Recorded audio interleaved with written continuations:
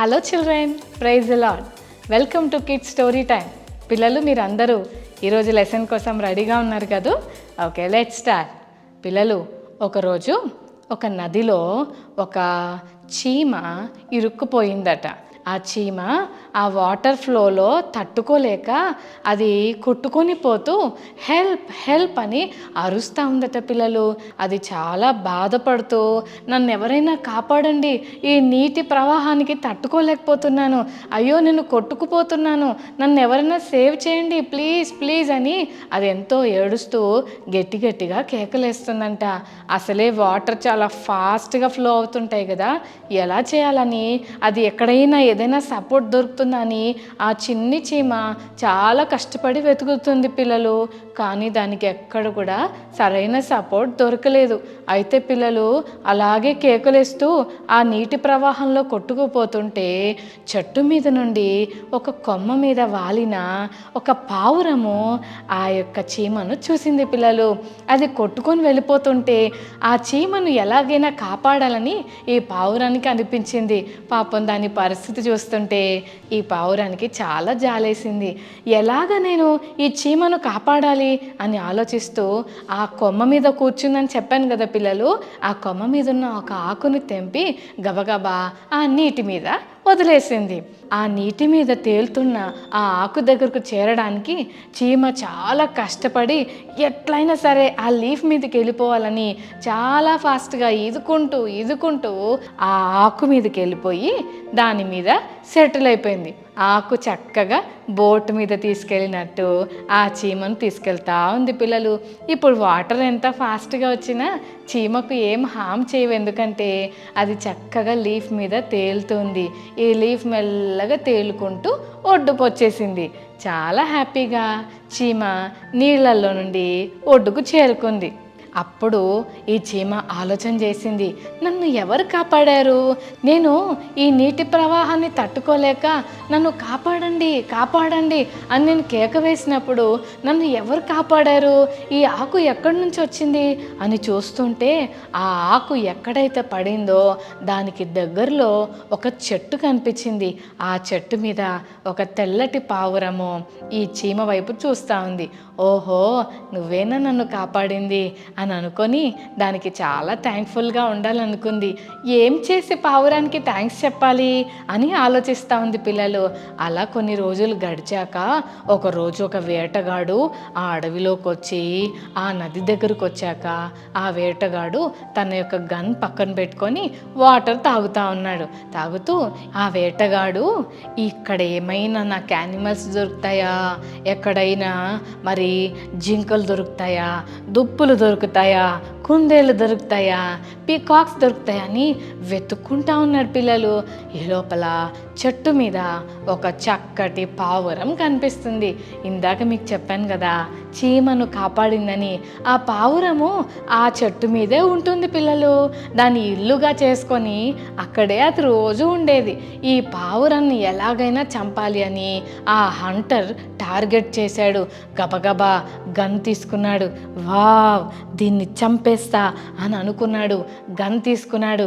Shoot చేయడానికి దాన్ని గురి పెడుతుంటే దూరం నుండి అనుకోకుండా ఈ చీమ ఆ వేటగాన్ని చూసింది. గబగబా నేను ఎలాగైనా సరే నన్ను కాపాడిన పావురాన్ని నేను ఎలాగైనా సరే ఈ వేటగాడి దగ్గర నుంచి నేను సేవ్ చేయాలి అని అది చాలా కష్టపడి ఫాస్ట్గా అది పరిగెట్టుకుంటూ వేటగాడున్న చోటుకు వచ్చేసింది.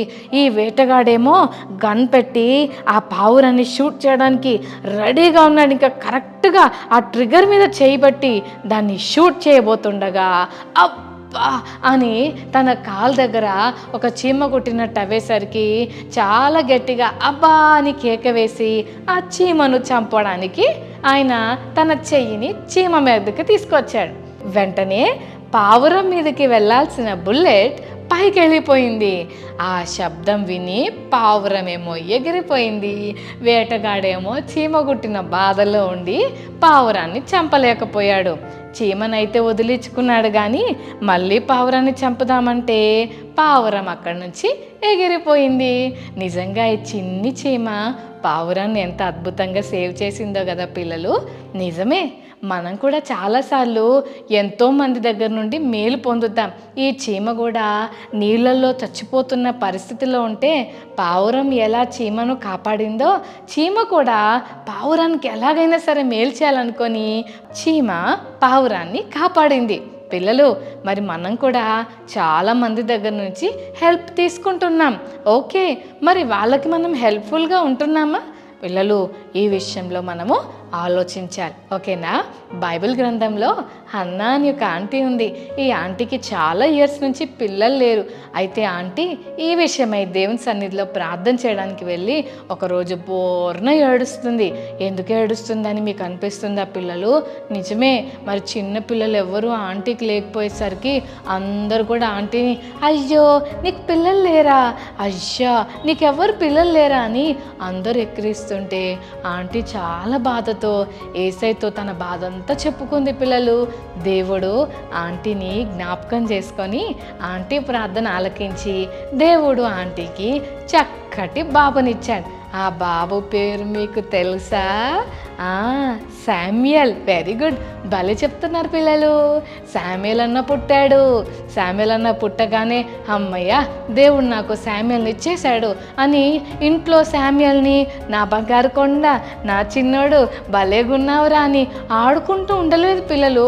ఒక వయసు వచ్చేదాకా అన్నను తన దగ్గర ఉంచుకొని పెంచుకొని ఆ తర్వాత ఈ ఆంటీ ఏం చేసిందంటే ఈ అన్నం తీసుకొచ్చి దేవుని మందిరంలో వదిలిపెట్టింది.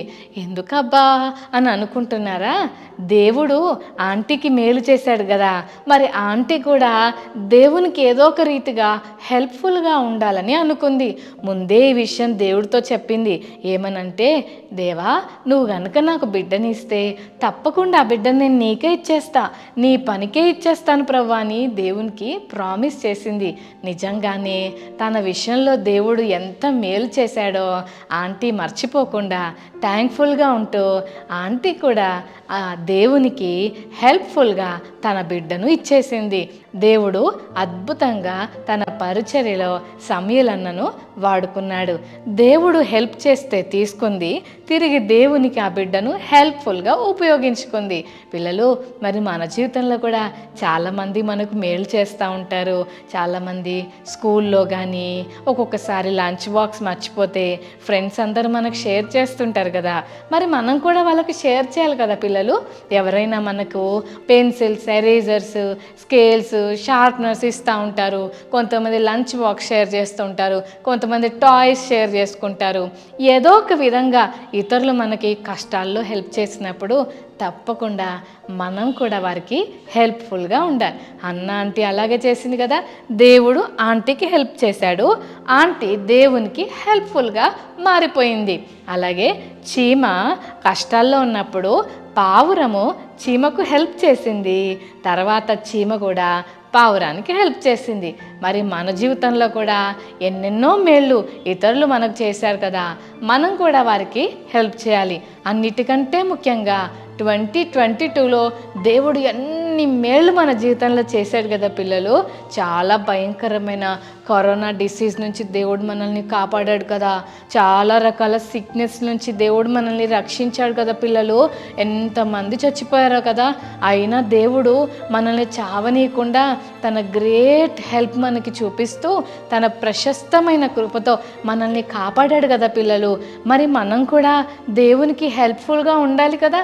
మరి ఈ కొత్త సంవత్సరంలో యేసయ్య నా లైఫ్లో చాలా హెల్ప్స్ చేశావు ప్రభువా, ఎన్నెన్నో మేళ్ళు నా జీవితంలో చేశావు, మరి నేను కూడా నీకు మేలుకరంగా ఉపయోగకరంగా నీ పనికి వాడబడే వ్యక్తిగా నన్ను కూడా మార్చు ప్రభువా అని ప్రతి ఒక్కరం యేసయ్యని అడగాలి.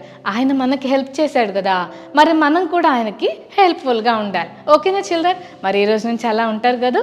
చిన్న ప్రార్థన చేసుకుందాం. యేసయ్య నేను కూడా నీకు హెల్ప్ఫుల్గా ఉండాలి, నాకు చాలా హెల్ప్ చేసావు కదా, నేను నీకు థ్యాంక్ఫుల్గా ఉంటాను ప్రభువా, తప్పకుండా నీ పనిలో నేను నీకు ఒక చిన్ని హెల్ప్గా నన్ను చేసుకొని నీ పరిచయలో వాడుకో ప్రభువా అని యేసయ్యని అడుగుదామా children?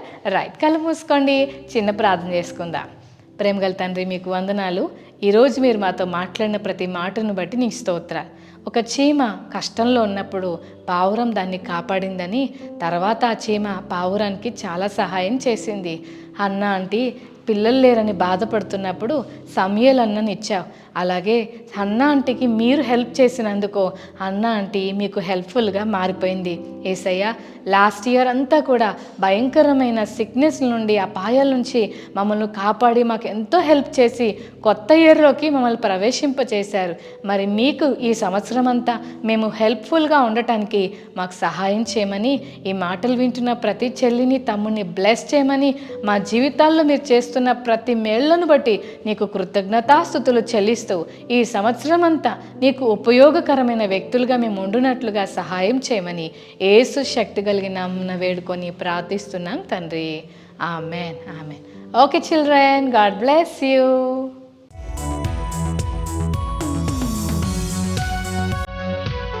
Okay children, memory verse నేర్చుకుందామా?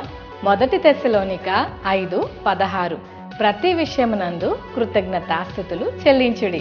1 Thessalonica 5:16. Okay children, God bless you. Bye.